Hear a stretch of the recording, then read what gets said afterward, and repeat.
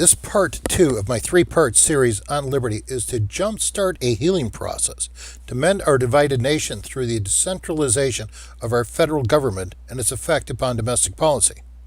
As you will recall in part 1, the centralization of our corrupt government misallocates nearly 25% of the nation's GDP to Wall Street.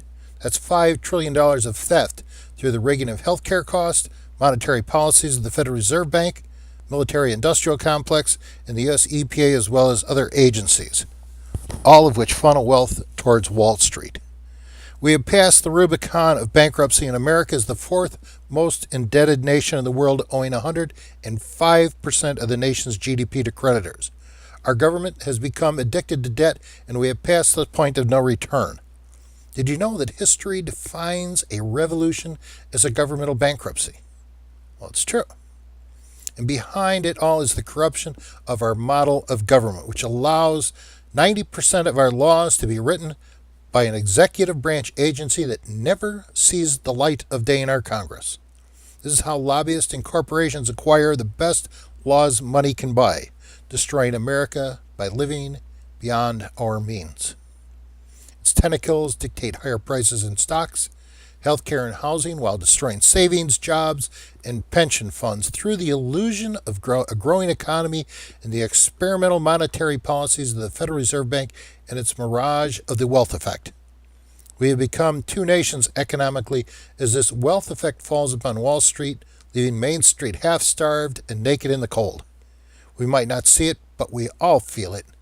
And regardless of which side of the tracks we fall, we all know the corruption of our government is the problem and must end. Beyond violent revolution, there is only two ways to go through bankruptcy: liquidation or reorganization. Liquidation is obviously impractical, so our only peaceable solution is a reorganization, and as I propose, through the restoration of our Constitution.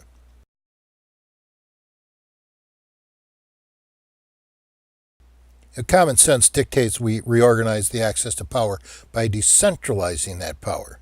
If the small, wealthy, ruling elite factions who manipulate our government today can no longer access that power, well, we win. And the only way to do that is to restore the constitutional powers of the Congress and the states as defined in our United States Constitution. By doing so, we remove the law-making powers out of the reach of the few and back to the people where those powers belong.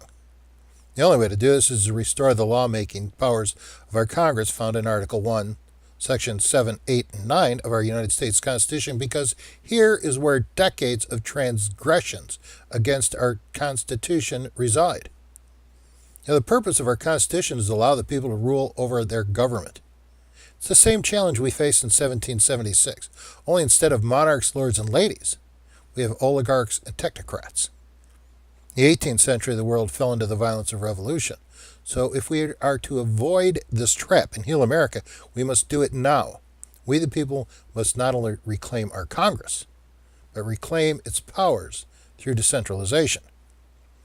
Our purpose is to force the making of every law and regulatory act back into the public forum of our legislatures, where the introduction, debate, compromise, and vote of all laws used to govern us are strictly conducted in the public forums of our respective federal and state legislatures.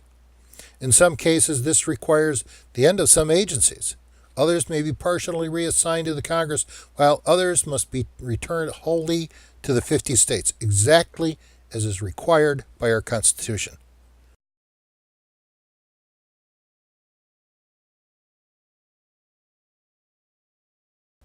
There are three types of agencies in our corrupt federal government today, only one of which belongs under the control of the executive branch. They are 1. National law enforcement agencies, 2. Private and independent agencies, and 3. Public agencies. The first, national law enforcement, does fall under the aegis of the executive branch and includes the Justice Department, the FBI, Homeland Security, NSA, CIA, et al. So there are far too many law enforcement and security agencies in America today, and in America that claims to be free.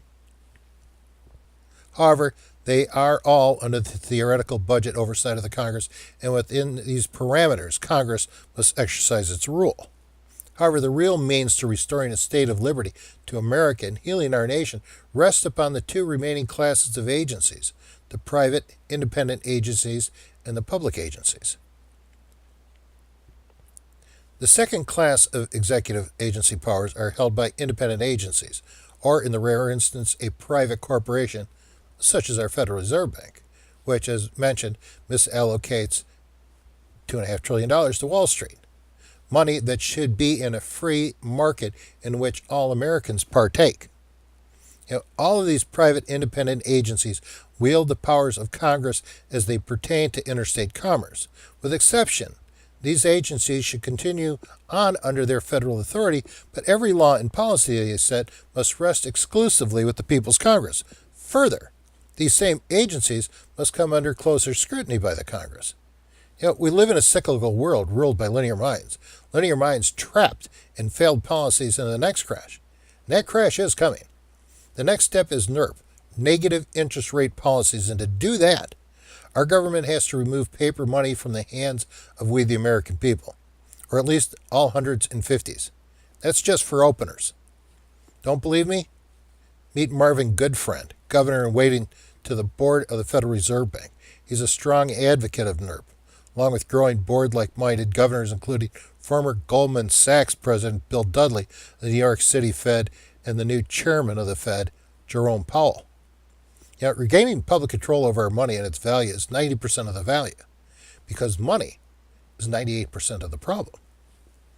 Other independent agencies include the FDA, SEC, CFTC, FCC, and others. Did you know that 90% of all prescription drugs are generic, and the FDA keeps prices high by assigning monopolies to specific drug manufacturers? By what authority does a government agency have the power to create monopolies? It's un-American, especially when those higher costs begin to accelerate a rise in prices, spiraling into administrative and insurance costs. This is just a snapshot of the $1.9 trillion surcharge Americans pay for health care in America, where we spend 18% of the nation's GDP on health care that covers no one, while the rest of the developed world spends 8% and covers everyone. The FDA is also home to former Monsanto VP Michael Taylor, who runs interference for its glyphosate herbicide Roundup, dioxin-free Agent Orange, and dicamba that are implicated in everything from Alzheimer's to autism, heart disease, dementia, and colony collapse disorder of honeybees.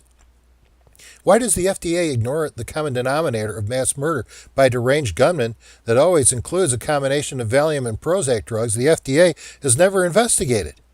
And MSM always blames guns, yet big pharma drugs are the 500-pound gorilla in the room.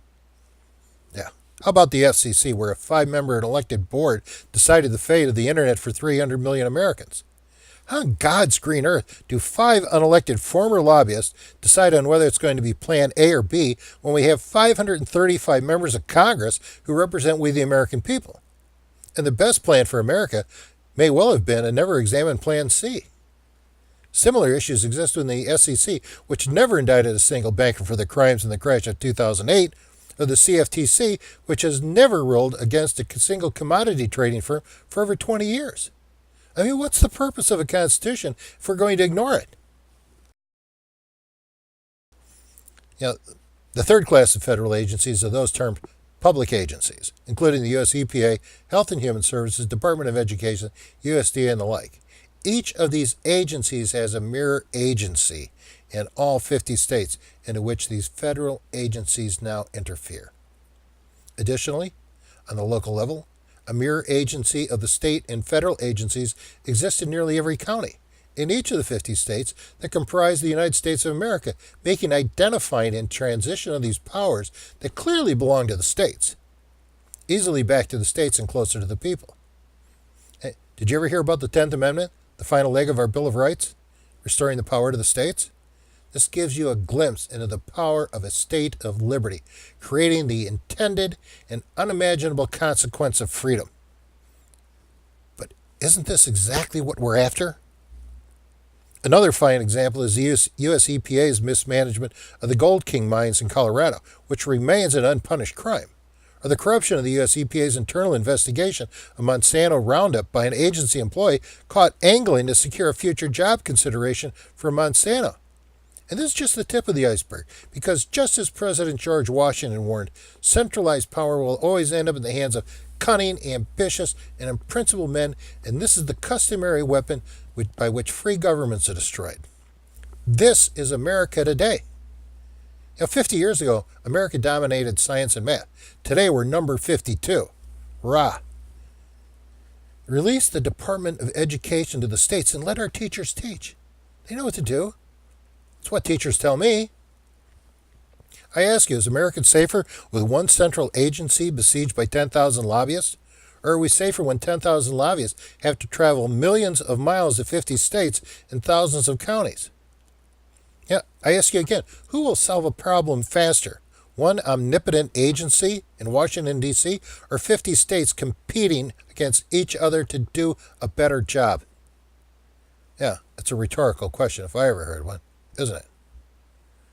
And it doesn't matter what the problem afflicting America is, as a picture of systemic corruption always emerges when we start to look closer at the powers of these independent, private, and public agencies that dominate our lives.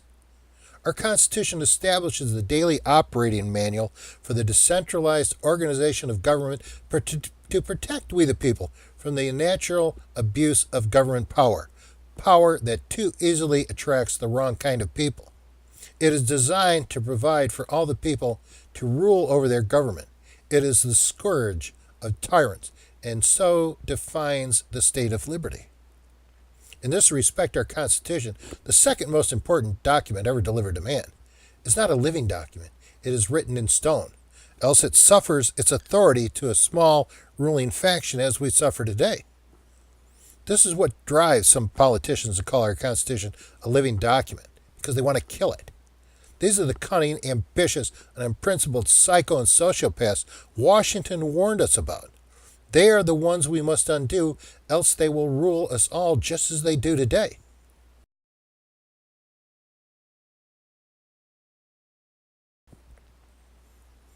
What can we do to start the ball rolling in the right direction? Well, I suggest liberty legislation. The two classes of executive agencies that shouldn't be executive agencies are directly affected by the REINS Act and the Federal Reserve Bank Transparency Act, or Fed audit. Both will shine a light into the dark recesses of corruption, and the Fed may not survive intact. Nor should it. Because these proposed acts of Congress have made it through the House twice but failed in the Senate, term limits is a given, as evidenced by the failure of the Senate to pass either the REINS Act or the Federal Reserve Transparency Act. I know it's not a complete panacea, but it's a start. What it's called for is a complete review of our federal government and its agencies. You have to ask yourself why America needs 17 intelligence agencies to protect us. The answer is, we don't. And blockchain? How about blockchain? Did Satoshi Nakamoto really create blockchain technology all by himself? Or is the enigmatic Satoshi Nakamoto an acronym for Samsung, Toshiba, Nakamichi, and Motorola, working with the only organization with the technological assets in 2005 needed to pull this off? The NSA. I'm not saying blockchain is bad. We don't know enough right now. But it is the means to a cashless fiat currency and the end of the secret ballot, and reveals every financial transaction of the taxman. Is that what you really want? It's not a question of will it be abused by the government, but when. In truth, at least a dozen security agencies need to be terminated, and the total surveillance of we Americans must end, starting with the termination of Section 702 of the FISA, Foreign Intelligence Security Act. Further, the Espionage Act of 1917 is sufficient to provide for all the security America needs against foreign intrigue. My point of view is such an aegis of security that we currently have is a much greater threat to American people than a benefit. And I think that is a view that would be shared by every member of our 1776 revolution, besides Alexander Hamilton, darling of today's alt-left and America's first insane neocon. The same holds true for the War Powers Act. Giving the power of Congress to declare war to the forces surrounding a president is not only unfair to the people, but it's unfair to the president. The power to make war belongs to the Congress, and each time we make an exception to the powers of our Congress, we weaken all the protections of our Constitution. Again, this is why our Constitution is not a living document, but one that is written in stone. We live in unusual times, and the decisions we make today will determine where America will be tomorrow. I'm the only candidate in this race from either party that not only understands and can share with you the core issues and problems America must address, but I can also share with you solutions. I'm not here to make a deal or create 40 jobs through one government program or another. I'm here to help free every American to pursue their dream, to create their own business, to create thousands of jobs with affordable health care, free from the corruption that holds us all back. This is the best service any candidate can perform for the citizens of a district they represent. And this is what makes me the best choice for your congressperson to represent you in Washington, D.C. If you share this vision of a greater America in our Constitution, the great experiment that made America great in the first place, I would invite you to share your thoughts with your friends. Lend me your support, and come Election Day on March 20th and November 6th, 2018, invest your vote with me. I won't let you down. My next report, Part 3 on liberty, will deal with the impact a state of liberty has on foreign policy. I call it the Piece of Freedom. You won't want to miss it. God bless.